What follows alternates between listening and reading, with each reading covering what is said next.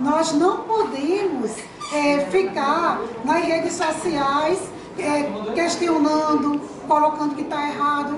Temos que fazer o que estamos fazendo aqui, lotar a Câmara. E muito mais do que isso, fazer como já aconteceu de outras vezes, aqui está lotado, e lá embaixo tem o triplo da quantidade que hoje tem aqui. Essa é a mobilização que nós estamos fazendo. E os profissionais da saúde, nós teremos uma assembleia sexta-feira, às 8 horas da manhã, no auditório do Centro de Saúde. É importante que todos estejam presentes, porque para nós enfrentarmos o prefeito Carlos Eduardo, toda a categoria tem que estar unida. Principalmente agora, quando o prefeito decreta que vai estar parcelando o pagamento de novembro em 3 parcelas. Imagina um profissional como eu, que recebo R$900 líquido, vou receber R$270 no meu contrato. Quando a primeira parcela, vou receber R$270, nós vamos ficar de braços cruzados, só escutando, assistindo, de forma nenhuma.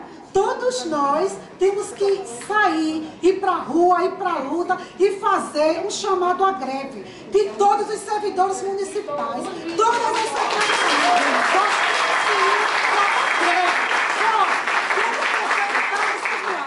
Ele não pode derrotar as mais de 30 secretarias que existem no município de Natal.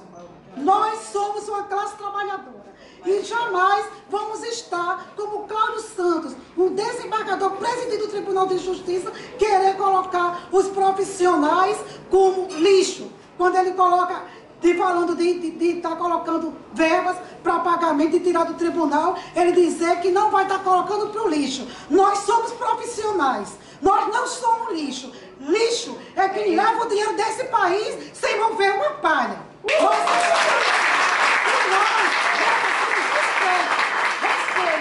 para conseguir isso, nós temos que ir para a rua, junto, todos os sindicatos.